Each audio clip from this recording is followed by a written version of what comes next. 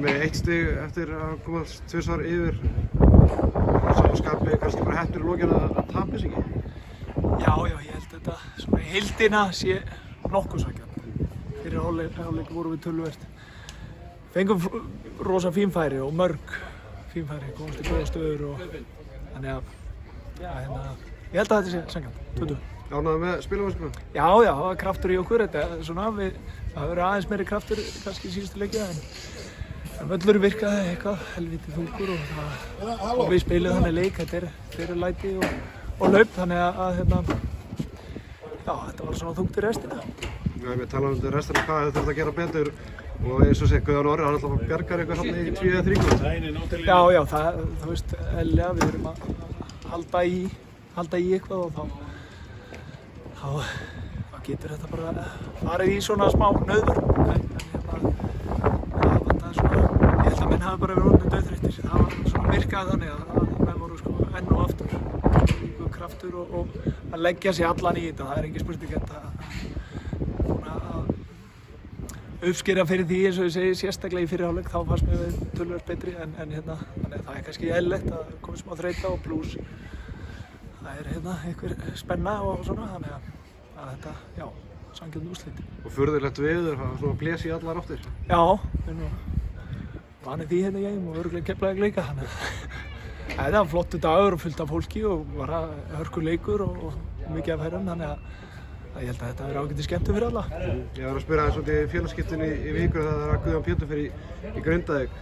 Ég var að spyrja þig svona bara aðeins mál Guðjóns Péturs hjá IBF í sumar. Hann byrjar hjá okkur sem byrjunarliðsmaður og svo svona missir hann svona dampinn. Ekki fúlt fyrir þjálfarana lykilmaður eins og Guðjón Pétur, þannig að það er ekki að nýta hann betur í sumar og svo er það bara horfinn á miðju tímabili.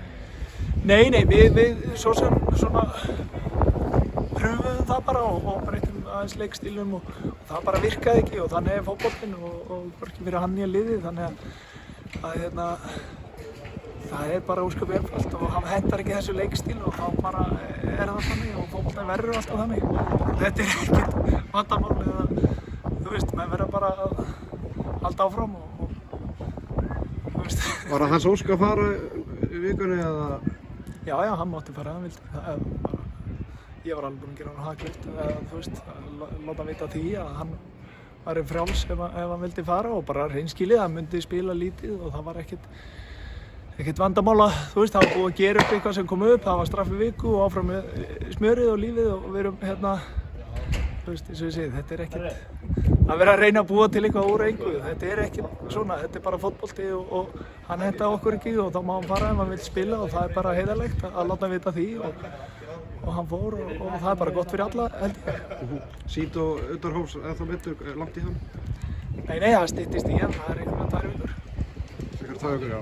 Það er vika í næsta leik, fór strákarnir langt útivistarleiði eins og 2 nætur sem eftir er á þjóðhátíð?